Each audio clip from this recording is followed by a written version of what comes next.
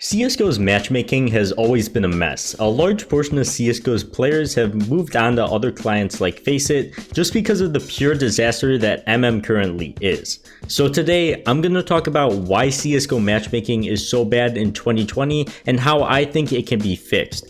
But before we get into it, let's first talk about our sponsor for this video, Elemental Knives. Elemental Knives turns your in-game knives to real high-quality products. They were kind enough to send me a Karambit Sapphire, which you could see in this footage here.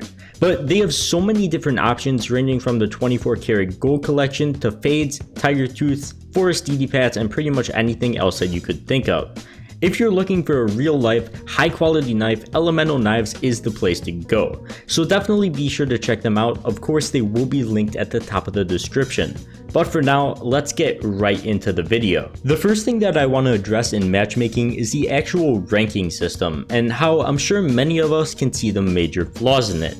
As somebody who recently won 8 games in a row playing with my friends in Gold Nova, dropping probably around 30 kills every game and not ranking up, I think CSGO devs need to give some information as to what comes into ranking up or just revamping the entire system.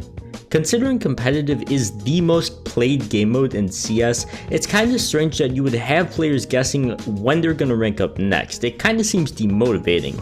Now, I understand why they wouldn't want to tell players exactly what comes into account while ranking up, as they could just start playing for those stats, but just making the games between rank ups kinda consistent would be a well needed change, and I think players would be a lot happier and play based off it.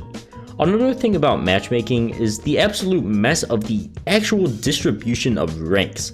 In my opinion, as a Faceit level 10 playing in Gold Nova, there's just some people that are way too good for what's supposed to be one of the lower ranks in the game, and I'm supposed to be playing against average players at best.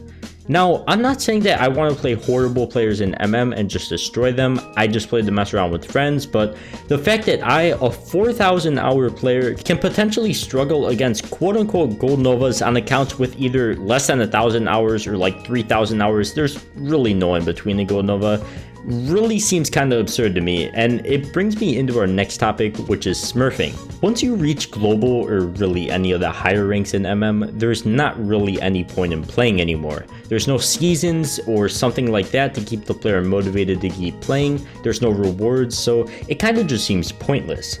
So this is not only going to lead a lot of people moving to Faceit and ESE, but also lead a lot of players to making new accounts just to smurf and play against people that are a lot worse than them.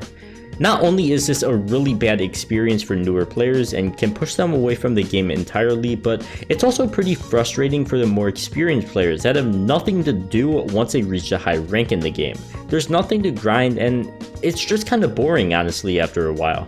I personally think CS needs some sort of incentive, besides something like an operation, which seems really consistent. I mean, you never know when the next one's coming. One is supposedly coming soon, but you never have any trustworthy sources saying it, so who really knows? But something besides an operation, and something added to the actual competitive game mode, I feel would make the game a lot better, since once again, it is the most played game mode, and you need to give players an actual reason to play it. So there's quite a few flaws with it seems, but something I actually want to ask you guys about is trust factor, and whether or not all of you have seen the red trust factor message recently. Because honestly, I surprisingly haven't seen it at all, and besides the Smurfs, I feel like I haven't played a cheater, or at least an obvious one, in quite a few months, but once again, I am just playing at like Gold Nova, MG1, low ranks with my friends, so I've heard higher ranks are bad, so who really knows. But yeah, be sure to let me know, because I have not been above like LEM in a long time, it feels like.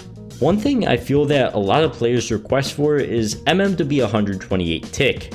Although I will admit that they provide for consistent smokes and would make it a lot easier, especially at higher ranks, so more experienced players don't have to go from playing on 64 tick and probably not being able to throw a ton of executes and set smokes and having a limited playbook overall, to going on something like Faceit where you can actually do set smokes on a map like Nuke, Overpass, something like that where you're going to have a lot of jump throws. I feel like it's just kind of frustrating for the player. Personally, I don't feel like 128 tick servers feel that much better than 64 tick. 3 Clicks Philip actually made a great video on this called 64 tick versus 128 tick servers that I really recommend watching if you have no clue what I'm talking about right now or don't really know the difference between the two. But yeah, once again, I just feel 128 tick servers would be better for the player. They'd be better for consistency as well, so you don't have to go around learning 2 different nade sets.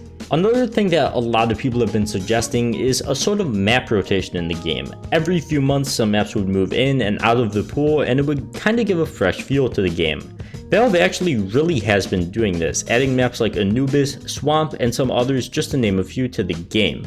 But I feel like the CS community is really picky when it comes to things like this and doesn't really like playing new maps. And honestly, I'm pretty guilty of this as well.